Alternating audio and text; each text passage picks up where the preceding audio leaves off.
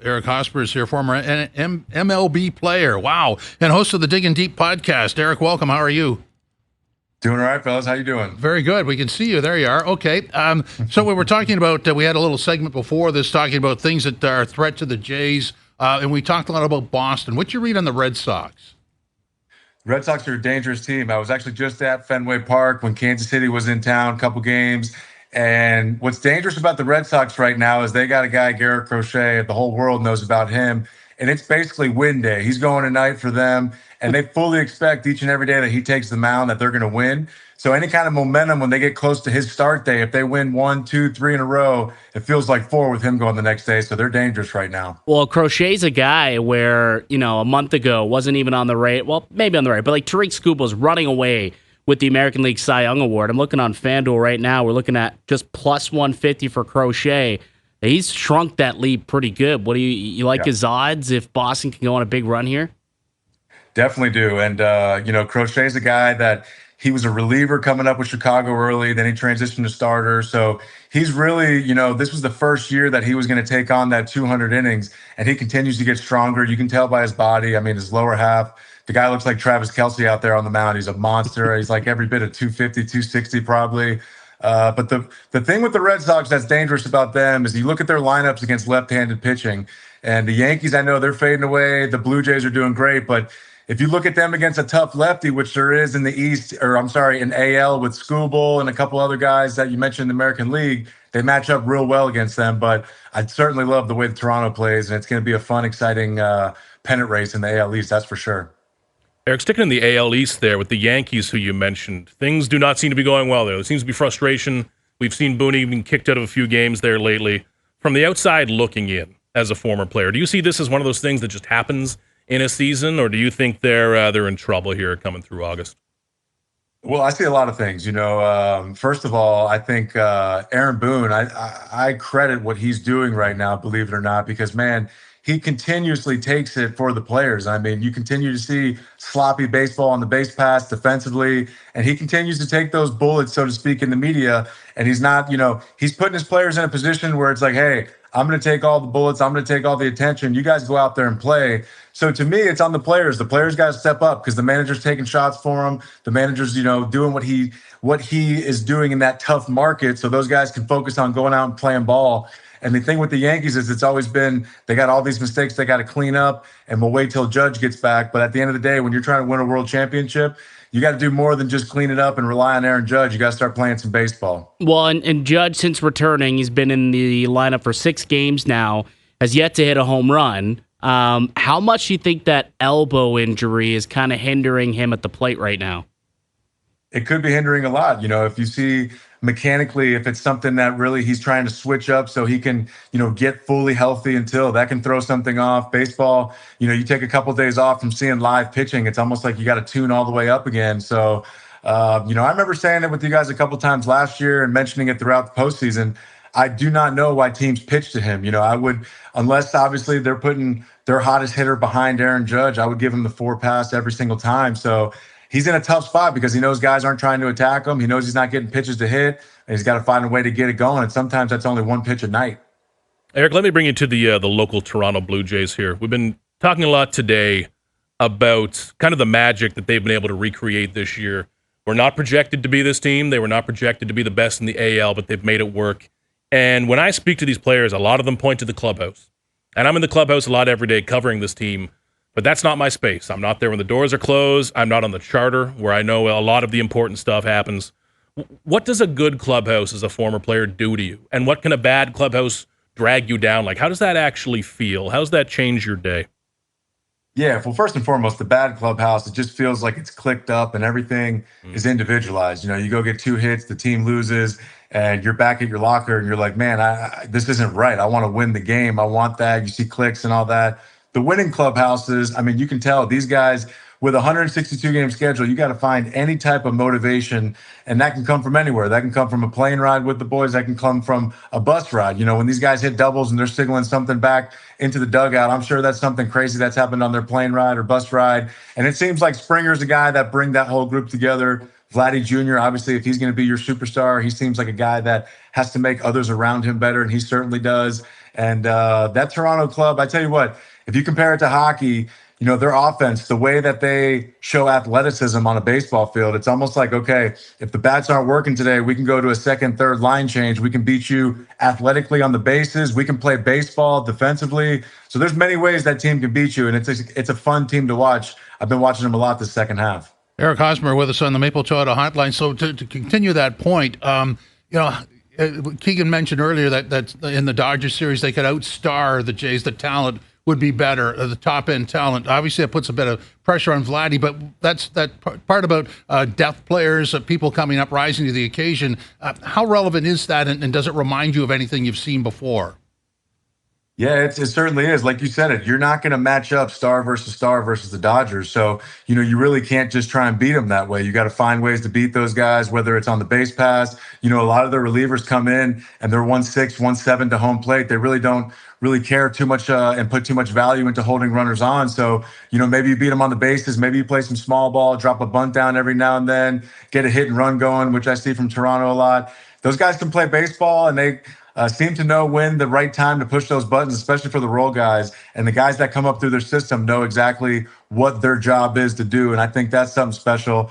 And I hate to be that guy, but, obviously, it kind of reminds me of 2014, our Kansas City Royals team. We weren't, they have superstars. We didn't really have that big superstar. We can play the game and beat you in many ways offensively.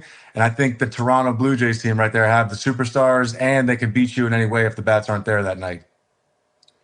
When you compare it to that team there, we talk a lot about contagious hitting, Eric, and I hear this a lot from the Blue Jays players there, the lack of pressure. If you are Vladdy, you do not need to hit 2 home runs. Your team can still back you up. If you're Bo, you don't need to go 4 for 4 every single night, even though he's kind of doing that lately. How's that feel, and how much do you think it helps role players? I'm talking about guys further down the roster who play 4 times a week. What does it do for those types of players on a team chasing a postseason spot? Well, you just look at the Rogers Center right now. You look at the games, the energy in that place. I mean, it's electric. So when you get the Yankees to roll in there for 3 games, you come in off the bench, you steal a big base, and you feel, 40, 45,000, whatever it is, people going nuts, and that place is shaking. If you're a young guy, you feel like you just contributed to that game, and you can just walk out throughout the city with your chest out, and that does a lot for your confidence. So I think that's just for the reality of what they're in. They're in a pennant chase right now. They're playing each and every game of this second half as if it's almost a playoff game, and that's what the energy certainly seems like. So that's where the confidence for a young fella can really go through the roof there. If you make any kind of big play defensively, contribute to anything late in the innings there, late in the game, it's electric, man. I'm telling you, watching in the Rogers Center through TV right now, it looks awesome, and it's going to be fun to watch the postseason go through there if they continue this lead on the AL East. So you said, a couple times now you've been keeping an eye on the Blue Jays. When you look at them, I mean, do they look like a World Series ball club to you? They certainly do. And I think, they went out and got Bieber throughout the deadline. I love Bieber. I hope he's healthy throughout their postseason. But they have a couple wild cards that it's going to be interesting to see what happens and what they do. Obviously, Hoffman's their closer, but something I've always teased is Mad Max. Mad Max, if you were to see him in a relief role or maybe even a closing role, with all due respect to Hoffman and Max, I don't know who you would give the 9th inning to, whoever's more comfortable. But, Mad Max has had so many innings. He's had a lot of miles on that arm.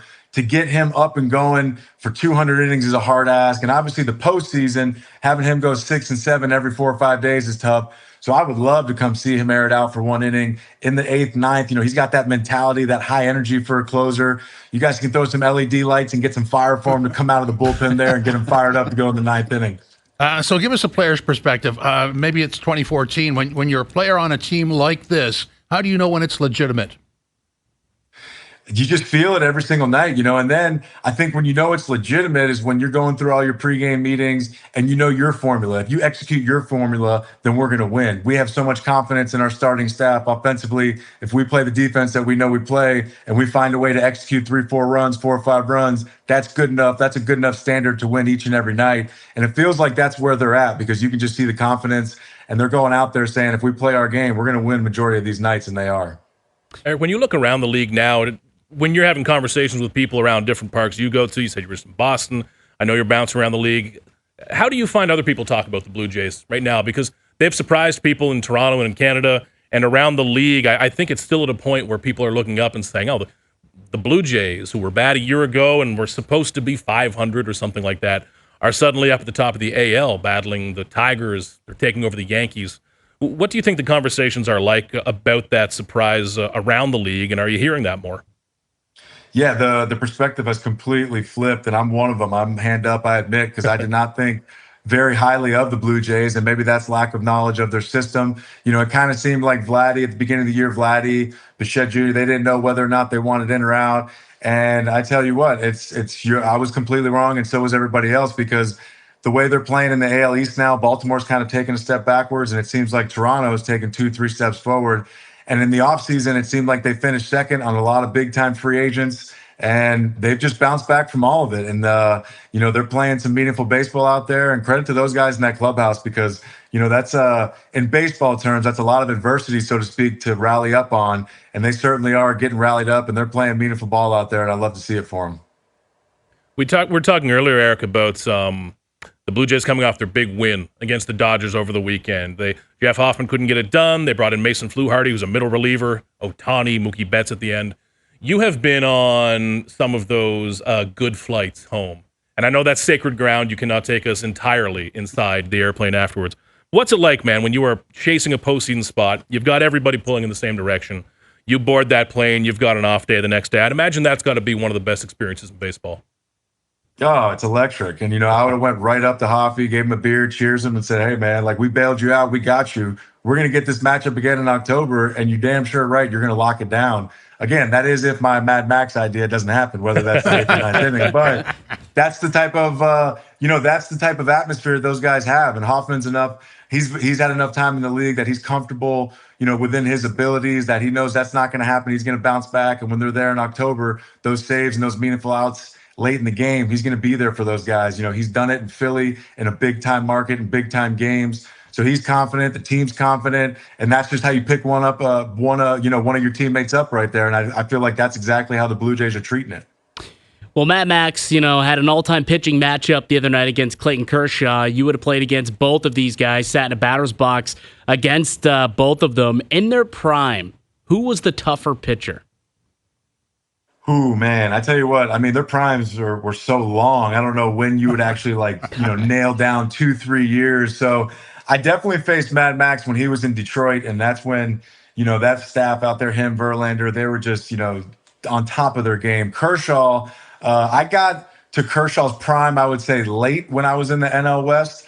But man, it's so impressive because it just feels like both guys have really lasted throughout like 3 generations of baseball. They've changed their game. They've outlasted these trends. And, when they became older in their career and their stuff has dialed down just that one notch, whatever it is, they still find ways to get out. So both guys incredible. And, man, both Hall of Famers for sure. That was a cool matchup.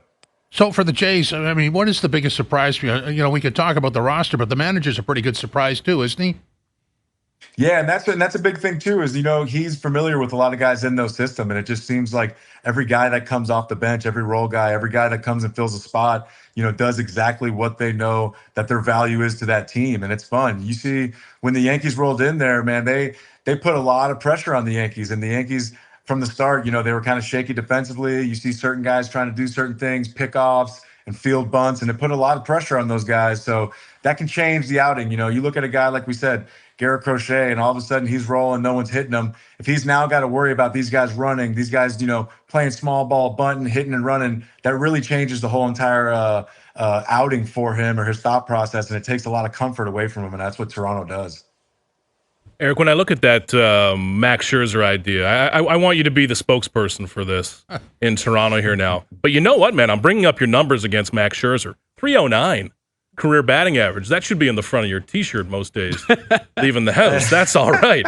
That's a good thing to hold on to.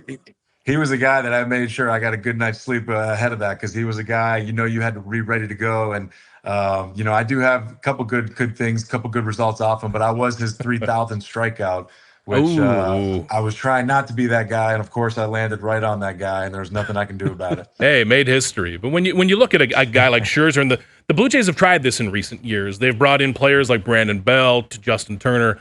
Obviously, Scherzer's just a completely different level at this point. But when you think back to your younger years coming up with the Royals and some of the veterans that you guys had around the clubhouse, and on this team, still lots of young players, What's that value actually feel like to you? We talk about it a lot. I talk about it a lot, but I don't think I actually know what that feels like and how that can make you better, make you more comfortable as a player. What's that happen? It just simplifies it. I mean, we're playing a game. It's a game of failure that is so hard each and every night.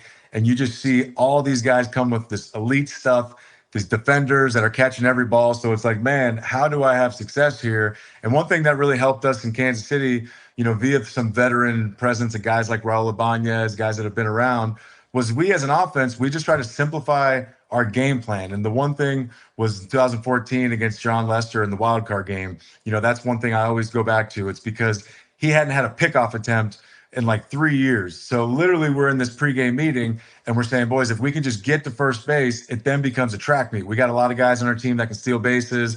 So then we're thinking of how the hell are we going to get 3-4 runs off of John Lester. It then simplifies that mental game, thought process, whatever you call it, to if we can just get to first base, we can then turn in some runs here. So that was kind of our little game within the game.